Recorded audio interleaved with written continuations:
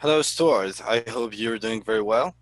I chose your research question and literate view analysis because I think that it is quite interesting, first of all. Second of all, I am, of course, interested as well in free trade agreements and commercial diplomacy, since I have also studied it and my research question is the same. So that's why I chose your topic. And I have some little comments and some little recommendations that I would like to share with you. So first of all, I do think that there's a clear gap in the literature. I think that in your case, doing the exercise of actually taking the different sources and doing the literature review is quite difficult because there's not a lot of information. However, I think you could have had some more insights on like specific documents that could help you there. Um, but still, I think that the most important conclusion here is that there's a gap in the literature, and that, of course, it's a topic that you can research, and that's going to be quite useful. And you have also an advantage, and it is that you, of course, know pretty well your own language, so you can access in English all this stuff, and you have good knowledge of Spanish as well, so you can have like the two sides, which is quite difficult when you study topics like in my case that I studied the FTA with South Korea and I don't know Korean, so that can give you some flexibility. So my first comment is you spoke about the different unions of New Zealand, the milk, beef, sheep unions, as well as like the Council of Unions, which is the big organ that agglomerates them.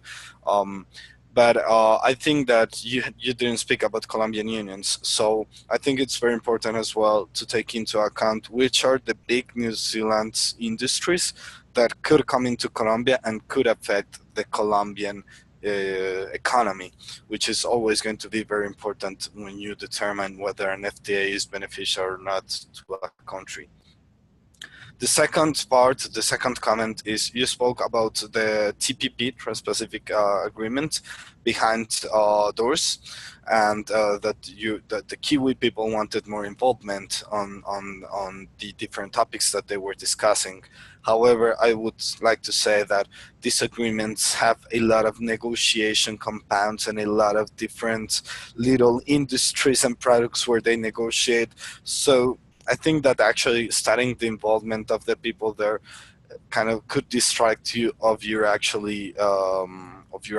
research question, because normally FTAs do not have a lot of involvement of the people. They do have a lot of like not of the civil society. They do have involvement of unions and so on, but still, in the first stages, it is mainly from governments in the commercial diplomacy.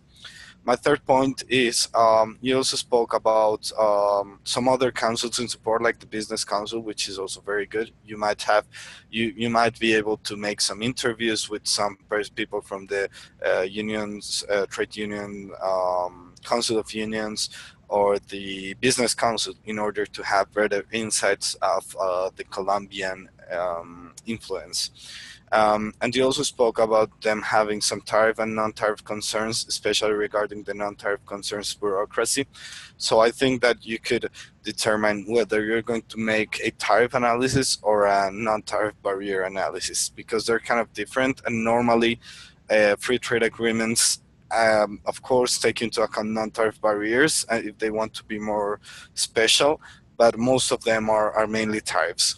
For how long are we going to take up the tariffs, and if we're going to do it immediately or if it's going to take some years.